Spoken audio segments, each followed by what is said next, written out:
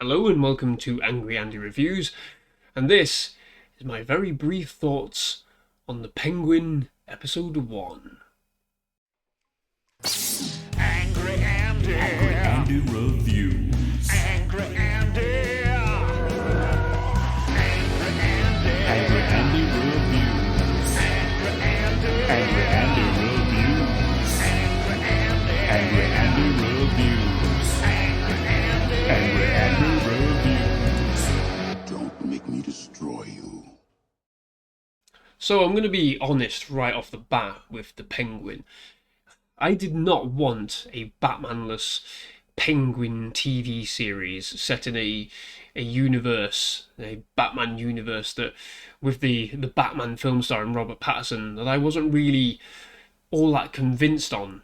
I think the film is perfectly fine. I haven't watched it since the cinema itself, and I really need to get back on that and watch it again because I'm doing a podcast with Mr. Spider-Dan of Spider-Dan the Secret Balls podcast and Tonya Todd, and it's a strange thing for me to sort of come into this without any real research, without even looking into it, without even really caring much about it, especially when I am such a Batman fan as well.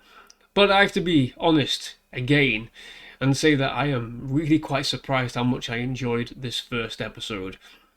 It's very grounded, it's very in depth with the characters, and it fundamentally feels like a mob TV show, a mob bosses TV show, like The Sopranos, Goodfellas. I'm not saying it's anywhere near as good as those two pieces of medium, but it is pretty frigging good. It's well written, it's really grounded in its characters, in, simplistic lines of dialogue that really permeate right the way through. It is quite dark, it's violent as well.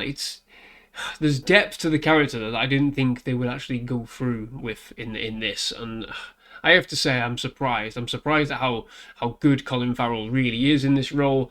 Again, this is probably why I need to watch the Batman again, because I couldn't really remember much of him from the film itself. I'm not sure how much time we really spent with him in the film, but here he seems to come into his own. He seems to be fully invested in this character from top to bottom, and that is intriguing to me. You can barely recognise him under those layers and layers of prosthetics, but he embraces all of it, and I'm there for it. I absolutely am there for it. It's really, really interesting and dark and grounded, and pretty much what I would have wanted to see from any sort of crime syndicate mob bosses kind of TV show. So yeah, all right, let's get cracking. So in this, spoilers in the median for this, and it starts off with filling a vacuum hole that's left behind for the chaos of the Batman itself. Again, I can't really remember too much about it, but within the first few minutes, the Penguin has killed the heir to this fucking crime syndicate, and that creates massive amounts of tension. It creates confusion between the two warring families as it is, and he is here trying to set up this overriding war. He is the piece in the middle that is fucking shit up for everybody, and you are one of his accomplices as the audience member.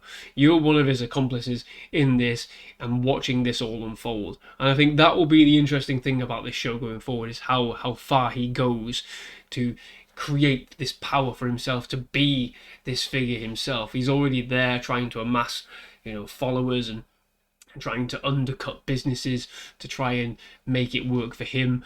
And it's interesting, it's deep.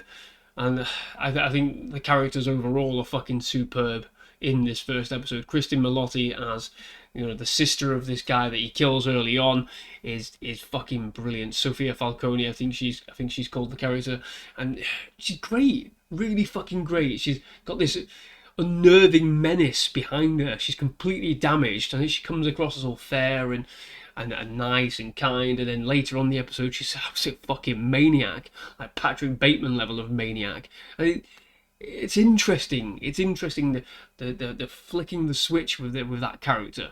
I'm interested to see more. I actually want to see more. We spend so much time with these characters in this first episode that we already know their motivations, we know their desires, their wants. It's a far cry from something like the Rings of Power, where here we actually have a driving force, a driving idea, and a thorough story that's already being told to us.